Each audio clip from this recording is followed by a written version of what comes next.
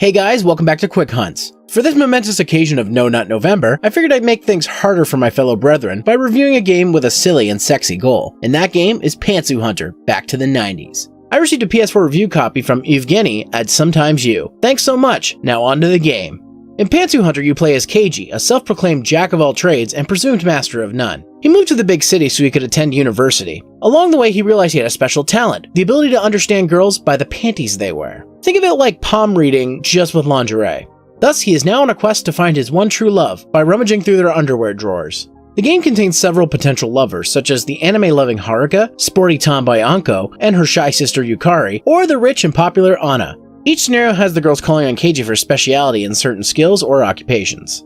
However, they have ulterior motives as well, so there's much to be uncovered in the story. The game plays like a mix of a visual novel, point-and-click adventure, and a dating sim. Like I mentioned earlier, each girl has you coming over to their place to help them with a different task. When talking with them, you'll be given different choices which can affect how they feel about you and how the story progresses. There's also segments where you can investigate and interact with many of the background objects. All of these result in multiple endings that can be unlocked for each scenario, including the true endings, which will progress the story. Of course, to get the true endings, you'll need to find the panties in each stage, which are required to complete the game. This made for a lot of trial and error to discover all the possible events and endings in each route. These range from fun to interesting to odd to just plain silly. Discovering everything in each stage was fun and challenging, if not a little tedious. The game states it does not have a save feature, save for the endings or panties you find, for the sake of a more authentic retro experience. This means you'll be spending a lot of time replaying scenarios from the beginning just to get back to other choices. I understand why they did this, but it made the game sometimes a pain in the butt. Pun intended.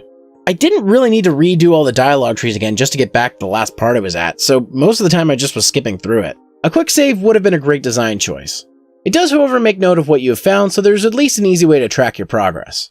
One aspect that needs to be highlighted is the translation. In the first chapter, it wasn't bad. There were a few minor mistakes, but it didn't hinder the experience. That takes a nosedive when getting to chapter 2, because my god, it feels like they rushed it. The rest of the chapters are all over the place too. Did they just spend so much time translating chapter 1 that they didn't have any left over for the rest of the game? Maybe each chapter had different translators and scriptwriters? I'm not sure, but the translation is a beautiful mess and added some unintentional humor to the game. The best aspect of the game, hands down, is the presentation. I love the 90s anime-influenced vaporwave aesthetic that they've chosen to go with. This concept isn't just in the art design, but in all aspects, as the story takes place in the 90s. Character art is that of 90s anime style, and it's very nostalgic and period accurate. The color tones they've chosen give a very VHS and neon feeling, and it really sets the mood. The music is all synthwave and retrowave tunes, and it's a perfect fit. The voice acting is fantastic, and really helps the game's overall lovesick feeling.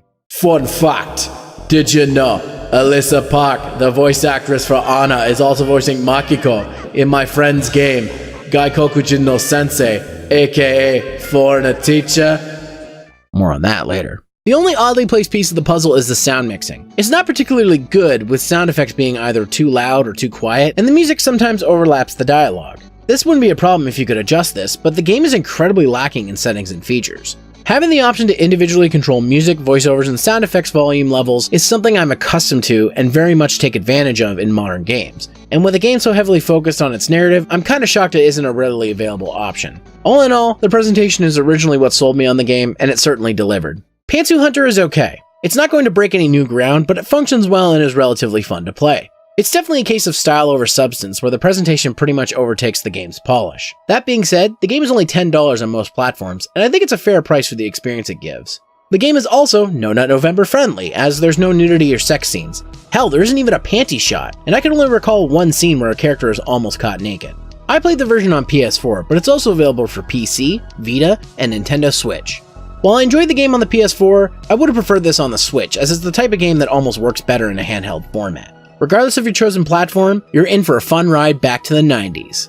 Thanks for watching another Quick Hunts. Special thanks to Sometimes You for sending a review copy of the game. Shout out to my Patreons here on screen. If you'd like to support me, get early access to videos, behind the scenes extras, and a whole lot more, consider supporting me on Patreon. If you enjoyed this content, why not give it a like and share? And don't forget to subscribe and hit that bell to get notifications. You can also get updates by following me on Facebook at Zeromaster fanpage, on Twitter at Zeromaster, and on twitch.tv/Zeromaster, where I stream 3 times a week on Tuesdays, Thursdays, and Sundays at 8:30 p.m. Eastern Time. If you'd like some more reviews, check out my previous review for Remembrance Day on the left. And on the right, check out my pal Brother Kirby's Pokemon Sword review.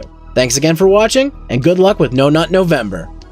Also, happy Thanksgiving to all my American folk out there, even though it was like 6 weeks ago. Why?